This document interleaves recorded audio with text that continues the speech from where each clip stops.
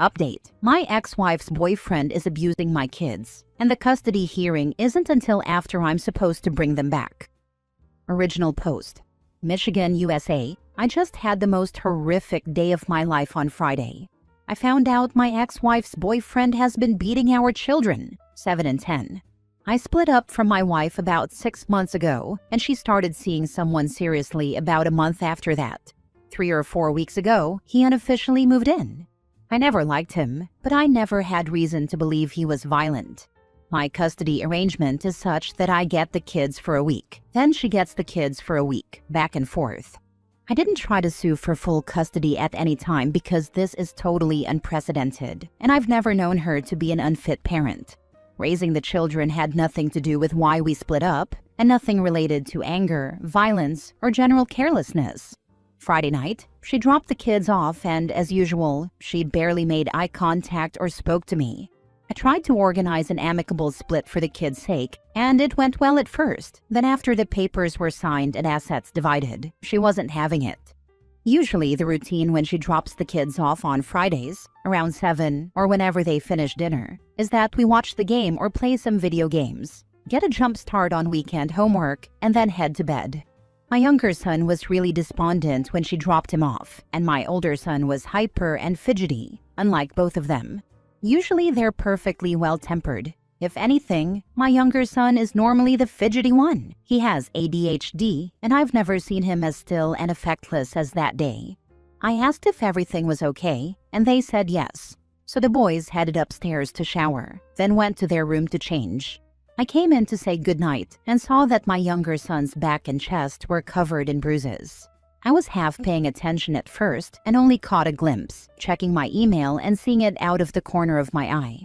I asked him to take his shirt off, and he panicked. Not like him at all. I was still helping this one in the bath until earlier in the year, and they both would walk around in their boxers all day if we let them. So that raised a flag right away. To make a long story short, he was covered in bruises on top.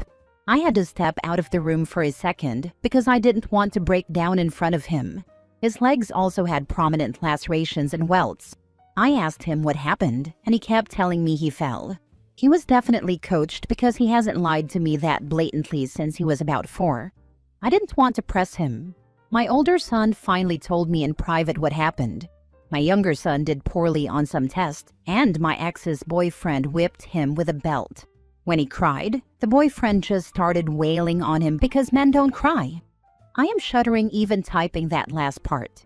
It is the exact opposite of everything I and my ex had been teaching them their whole lives. And the most traumatic part to both of them was not even the violence of the boyfriend, but that my ex was sitting in the room and did nothing. Without going into detail because I would just get too upset, this was not an isolated incident, just the first time he left noticeable marks. He'd been hitting both of them, the younger one much more frequently and aggressively than the older one, and told them if they said anything, they'd never see their mother again because she would lose custody.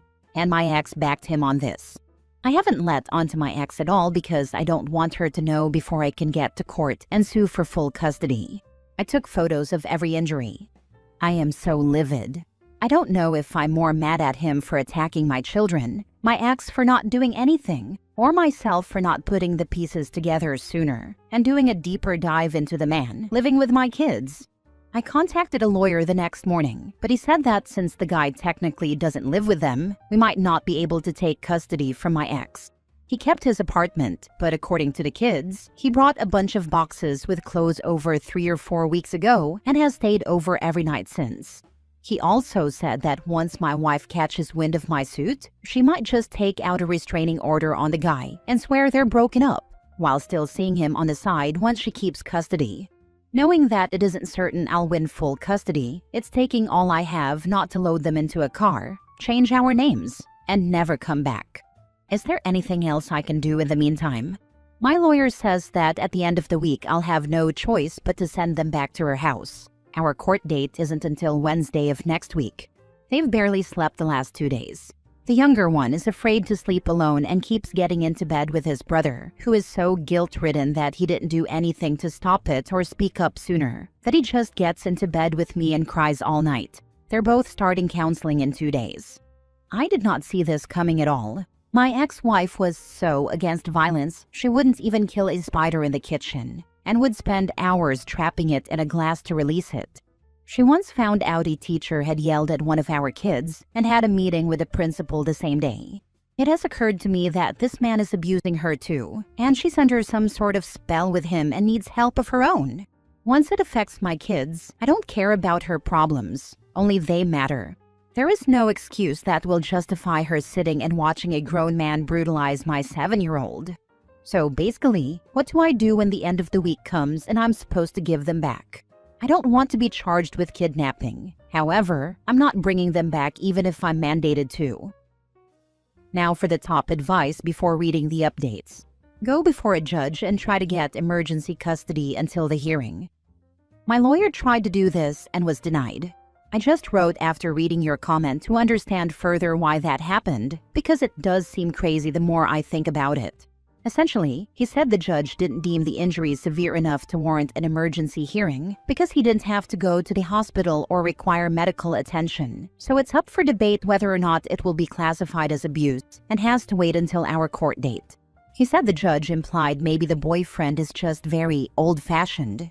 Either he didn't look closely at the pictures or is abusive himself, because my son had angry red welts that were still festering after nearly 24 hours and unhealed lacerations. Following up on this with the lawyer. Get a new lawyer. It may also be a good idea to take him to the hospital so a medical professional can take stock of his injuries, so you have definitive proof that the injuries are from before you have had the children. Is there any way your lawyer can go before a different judge? This one seems like he doesn't care at all. I don't know, but we'll ask. This is my first interaction with the court system beyond contesting a traffic ticket. A great idea to take him to the hospital though. The youngest is sleeping now for the first time in a while, but I'll bring him the moment he's up. I am a social worker. A lot of people on here say to call the doctor or the police or CPS. Firstly, I looked up the number to CPS and it is a 24/7 hotline, so you can call at any time of the day. Just know that usually you have to wait on hold for some time, but stay with it. Also, you can call the police and most definitely see a doctor. What I'm saying is, you don't have to go to the police or the doctor to get them to make a report to CPS. Do all three. The police will likely be required to make a report to CPS, and the doctor will as well.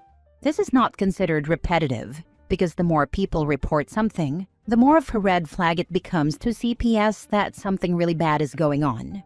Also, you don't need to provide proof or worry about having proof. That's not your job. That's CPS's job. They will talk to everyone involved and get all the proof they need. Now for the first update. My youngest is awake, and we're on our way to the hospital. I'm having both kids examined just to remain on the safe side. I called CPS and said I'm bringing the kids to the hospital, and I'm scared to return them to their mother's care. Fingers crossed. Second update. I have questions on how to proceed. Question 1. My lawyer is telling me to be prepared for my ex to say I abused the kids and coach them to lie. Is there anything I can do to get out in front of that? Question 2. I wouldn't be surprised if the boyfriend has been abusing my ex-wife. My lawyer said if this is the case, she might use that as a defense for not stepping in when the kids were being beaten mercilessly by a grown adult man. If this surfaces, does it help or hurt my efforts to keep the kids in my custody? Now to the update. My lawyer agreed he didn't have the background to handle this case and connected me to a different lawyer with experience in these cases in family court, who is also being very generous with her rates. In the meantime, my ex-wife arrived out of nowhere to try and take the kids back. I hadn't gone into the driveway yet, and the kids were tuned into their iPads with headphones on, so we went on a spontaneous ice cream run. CPS is heavily involved, and 6 separate reports were made. Originally, I had written 5, but I forgot my first lawyer also filed a report at the instruction of my new lawyer. So mine, my new lawyers, the ER doctors, the police who were called to the ER, and their school counselors, at the advice of my new far more aggressive lawyer. The reports are almost definitely what backed the judge into a corner and required granting the hearing. I'm too nervous to sleep. The boys slept some. They seem a bit calmer. Hoping for good news, and thank you for all the good advice. I now see I really needed that new lawyer. and filing the multiple reports and getting an exam was the best course of action. Question 1. That's why you involved the police and CPS. They're professionals and are investigating. Most kids are not very good liars, so the professionals should be able to tell who's lying and who isn't. I know it doesn't always work out that way. Just listen to your new lawyer and make sure you don't advise or try to help the kids with their statements. Leave it to the professionals. Did your ex try to pick the kids up before the scheduled time, or was it the normal exchange time? I'm sure she's been notified of the investigation. Make sure your new lawyer notifies CPS or police about her showing up at your house. Question 2. I don't know, but whether she's also being abused or not, she was definitely aware of the kids being assaulted and didn't intervene, per your kids' statements. That will not play out in her favor. Good luck, and keep being a good dad. Thank you. And no, it wasn't the normal exchange time. I was supposed to drop them off at the end of the week in the evening. She never comes here. I always drop them off there. Partially because I like having the extra time of the drive with my kids, and partially because I wanted to keep an eye on how the new boyfriend interacted with my kids and the state of their house. Though we see what good that attempt was now. Lastly, because the few times she picked them up here, she'd come hours early, and I felt awful when my visits were cut short. I know OP has spoken with a school counselor, but Monday morning he has to speak with a counselor and principal in case mom shows up. I'm not sure if the school can prevent her from speaking to the kids or signing them out, but OP needs to be informed if she steps on school grounds. The school is aware, both for the boys' well-being as they cope with everything that's happened, and also for security reasons. I called the principal and have been assured they'll show her face at a meeting on Monday, so everybody on campus will be aware of her. I had to send proof of full custody, etc. before it was finalized, but by Monday it should be okay. Thanks for your concern and tips. Third update. Thank you all for your excellent advice. My lawyer is aware that I'm posting on here and said it's all right, especially since she recognizes she can't make herself as available as she would if I were a regular client through her firm paying full freight. She's been wonderful. The hearing was pushed back by a couple of hours, but we can't leave in case they can see us sooner, so we're waiting now. I'm exceptionally freaked out, but my lawyer seems deeply confident it will be open and shut. The caseworker isn't visiting the house until this afternoon, but apparently she's already visited my ex's house and talked to the boyfriend, and her conclusion from that was to recommend they stay with me. The boys have had some interviews and exams with CPS that'd sound like they went as well as they could have, and the things that didn't go well will help me get them home and safe. After this process, my next step is an order of no contact on the boyfriend, or a restraining order if I can swing it. I'll have to ask the lawyer, but she agrees. We do need something official in place to keep him at bay. A buddy is installing a couple of security cameras today. Thanks to those who recommended that. Another update. I have custody until the formal hearing is scheduled. I don't have to bring them back. Their lawyer tried to say the younger one had fallen on cement and rolled down a step, and that's how it happened. When the boys were asked if the younger fell and they had no clue what she was talking about, they tripped on some patty bricks but were barely scratched. Their lawyer tried to switch it around and say I had abused them, and they were trying to do me a favor by keeping it out of court. The judge said, "Counselor, are you out of your mind?" Which my lawyer says is a great sign moving forward. I don't know where they found their lawyer, but he was wearing sneakers. So now we wait for next Wednesday. I'm just relieved there isn't the same clock on it now. Thank you again to everyone. The boys are back in school Monday and doing well. The older one fell asleep tonight without issue for the first time since I got them. I'm hopeful. Now for the last update 2 weeks from first post. Sorry for the long delay. It's been a crazy few days. I've barely been checking my emails, let alone Reddit, as wonderful as you all are. Your support has been so critical in getting through this time. So at first, I did not win full custody. My ex-wife and her bizarre lawyer fabricated evidence claiming I'd been fired from a previous job for violence, going so far as to forge a letter from a non-existent boss and a whole cache of lies. I am in IT, so I really don't know what she could have dreamed up that would end in physical violence. I was just so flustered and terrified at the initial ruling. My lawyer hadn't seen the fake papers and was a complete shark, not allowing anyone to even leave the courtroom before she understood the reasoning behind the ruling. Once it came to light that there was some sort of evidence she hadn't seen, she really dug in, and at the end of the day I got full custody, with my ex getting limited supervised visits, provided the boyfriend is nowhere in sight, and the chance to come back and get more visits if she can demonstrate the boyfriend is no longer living in the house or would ever be around the kids. The other good news is that it seems like the only plus to the icky sneakers lawyer is that he is helping her seek some counseling for whatever trauma she personally experienced. My lawyer is following up to see that anyone responsible for misconduct, including the judge, is dealt with appropriately. I have the kids now. That's all that matters. They're still in school in her town, where I lived with her when we were married, and the end of the year is close, but next year I'm going to move them to my district. It's all on her now. All that matters is the boys are home. Last story. I'm moving away after divorce even if it affects my stepkids' schooling. My husband and his first wife divorced, and I met him when his children were young, 5 and 8. We moved in together about a year later. My family is very comfortable, and my father is generous, so he bought the house we live in as a wedding gift to me prior to our marriage. My husband and his ex agreed it would be best to put the kids in this school district, so our address has been the primary residence this entire time. My husband and I are divorcing. He was in a lot of debt when we married, and my father negotiated a prenup that says he basically leaves with what he brought into the marriage. In the years we were married, he paid off his debt, so he will be fine, but real estate has exploded, so he has no chance of getting into this neighborhood. There are other good school districts in the area, just not as good as this one. Everything about this house reminds me of our failed marriage. I want to move away and start over. My company has an office in a city that I've always enjoyed visiting, and I think the change will be good for my mental health.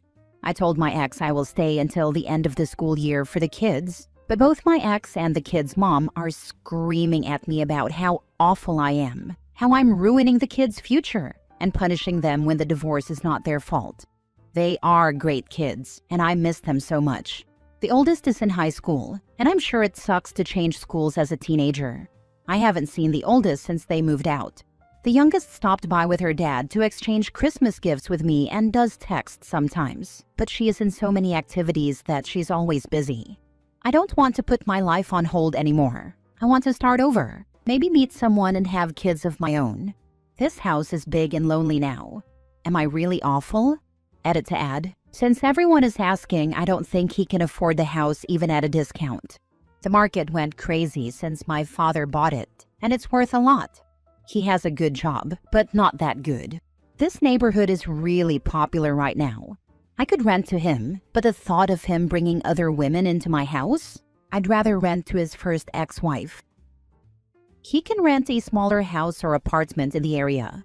You shouldn't be hostage to your ex for kids that don't even seem like they have a great relationship with you. Yeah, I guess we don't really have to ask why the divorce is happening, eh? I don't mean to make it sound like I don't get along with the kids. I think the oldest is at an age where friends are more important. The youngest plays soccer, dance, drum lessons, and seems to have a birthday party to go to every Saturday. I don't blame either of them for not talking to me as much. Some commenters are trying to say you are cutting the kids off, but people with reading comprehension see that you like the kids and are still open to a relationship with them. Yes, I still talk to the youngest, not as much with the oldest, but both are welcome to reach out to me at any time.